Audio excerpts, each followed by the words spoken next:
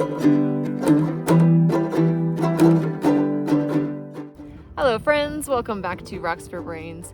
This video is kind of a follow-up of the new house tour and the rocks that are here in the yard. We've been doing quite a bit of yard work in the last month and a half or so, and moved a lot, well, I moved a lot of rocks, because there used to be kind of like paths around the yard, and the flower beds got a little smaller.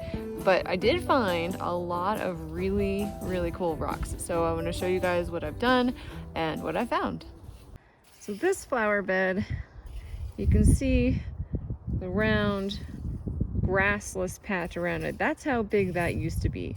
And this is some kind of ornamental cherry bush. I'm not sure exactly what kind, but it was huge. It was this whole thing. So I ended up moving a lot of the rocks over there and then redid the bed and kind of made it a lot nicer. But as I was doing that, I uncovered a whole bunch of different things.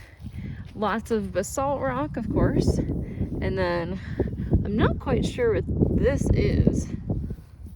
It looks like, you know, of course there are quartz veins in here, but I don't know if this is a granite or a slate, but there's some really cool banding on that one, and then this one too.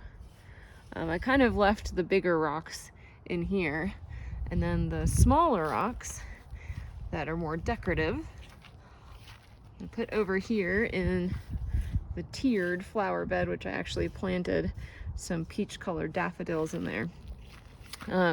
But a lot of petrified wood. There's actually one, I think it's this one, yep, this one right here. It's broken, but it comes off kind of like a book. I thought that was really neat. So this is, you can see it's the round part of the tree right here. And the way that it fossilized, I guess it just had a crack in it. And this was under the dirt, so when I dug it up, it was broken, and then I put it back in there. I thought that was really cool. But these are all pieces of petrified wood,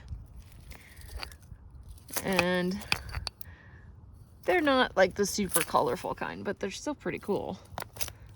Some little chips of petrified wood there. Now this, I thought at first might be petrified wood. I really don't know at this point. I think I'm gonna go get some water so you can see what it looks like, because it's very red. So it might be an agate type material, or it might be petrified wood.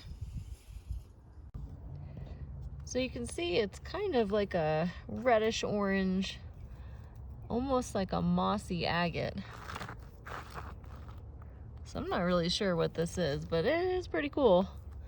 And if at some point I get a saw, I'll probably cut that and see if I can do anything with it.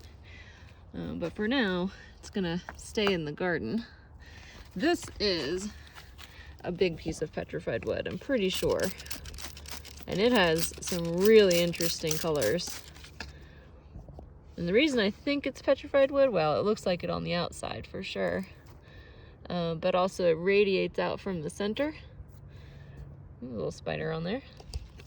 So, you know, this would have been the center of the tree right here. And that is a really interesting set of colors in there. Some reds and orange. So it's kind of like, what some people might call agatized petrified wood, a little bit. Let's see.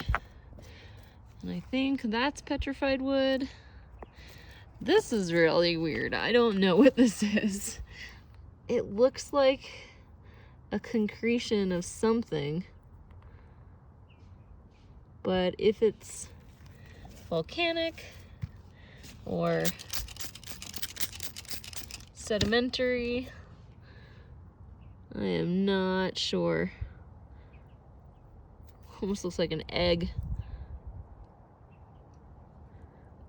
Yeah, it's probably some kind of sedimentary. It has little quartz bits in there, but that's a weird one. This one, let's see what this one is. I think again, this is kind of like either an agatized petrified wood or just some kind of an agate material. Or silicate material anyway. Some banding in there. There was one, if I can find it, oh yeah. This one's super cool. This is full of shell fossils. And I think some crinoids. Yep. So little brachiopods maybe. Lots and lots of little sea creatures in there. And it's kind of a shame, I don't know exactly where these came from. You know, it could be, if there's crinoids in there, it could be from near Payson, Arizona. I have found stuff in Martin Formation sediments before, but that is really cool. It's just full of shell fossils. That one is super cool. I like that a lot. And there's some more of the rocks with the banding in it, the quartz banding. Some really interesting, I think that one's, yeah, kind of like an agate material, silicate material. There's lots of interesting basalt. Little nobules on there. I don't know if that's actually a word, but I'm gonna use it. Nobule. Now this one is interesting. There's, I think the other part of this I've put in the pile over there. But this, I think, is part of a grinding stone called a mono. So it's actually, if it is that, it's an artifact. It would have had, you know, more of it here. So an oval shape. But a grinding stone, you know, you would have a stone that's kind of like a basin, and then you would use this and grind in the basin whatever you needed to make into flour or just smaller bits, usually corn, I think. So that's interesting. Interesting find in there. I think some of the rocks I put in here are from things I collected from Burrow Creek. That's from the garden. Another kind of agate material. And maybe some red jasper. I'll get this one wet for you guys, because it's a pretty dark red. Oh yeah. That one was cool to find. Very big contrast to the black rocks that are in there. Petrified wood. More petrified wood. That one's more colorful. And then some really, really light basalt. So this, I mean, this probably weighs like a pound. And it's just what is that word? Extruded? Yeah, extruded lava. So it has kind of that ribbon pattern on it. That one was super cool. I don't know what that is, but it's pretty. It's more of the, I don't even know, banded something or other. Let's see what's up here. Yeah, I don't know what a lot of these are, to be honest. But, and this one was cool, of course. This is a really nice piece of the bed form in the Moenkopi sandstone, so the ripple marks from the water. And it's a very thin piece, but that's an excellent example of the wave action being preserved in the rocks. Let's see. Did I miss anything here? Oh yeah, this one. It almost looks like another piece of a mono. It's just such a weird shape. Yeah, this one too. I mean, I guess the basalt could be round naturally, but not that smooth anyway. And the monos I've seen in the area are usually basalt. Oh, this one's a cool piece of petrified wood.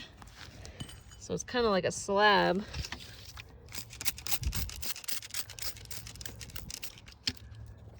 It's already cut, but you can see all the grain. Let's see if I can get it in the light. There we go. You can see all the little grain lines in there, and then it's kind of like little agate bands inside. Not very colorful, but still very cool. Get that side wet. Yeah, you can see the silica veins just running through there. I don't think it would be translucent. Let's see. No, I can't see through it. That's okay. I think this one, I don't think this one has any fossils in it, but it's limestone with little knobby crystals and stuff, which was pretty neat. And this one I think is a big hunk of Jasper or something. I don't know, but it's cool. Oh, is this one? I think this one's a fossil. Yeah, this one has a fossil in it too. There's a big shell right there. I think that's the only one though. Oh, maybe not. Nope, there's another one. Actually, there's a couple little shell impressions, and then maybe a little crinoid stem. That one's hard to tell, but that's definitely a big, I think, brachipod fossil. Yeah, these are cool. And they're just making up my garden wall now. I'll probably spread them out a little bit more because they're kind of all jumbled in there, but I have a feeling that I'm going to be finding more rocks in here as we work on the yard. I've been raking up the pine needles, but there's all of this garden bed over here to kind of clean up and explore, and all of this because it just keeps going. It's awesome. It's pretty much winter time now, so things are starting to die off, but you know, I'm gonna be throughout the next year or so cleaning all this out and working to kind of just make it my own, plant more things maybe, and clean it up a little bit. Well, that was kind of a different little video for you guys, but hopefully you enjoyed seeing the rocks that I've been finding in my yard and in my garden. And until next time, try to learn something new every day. Bye.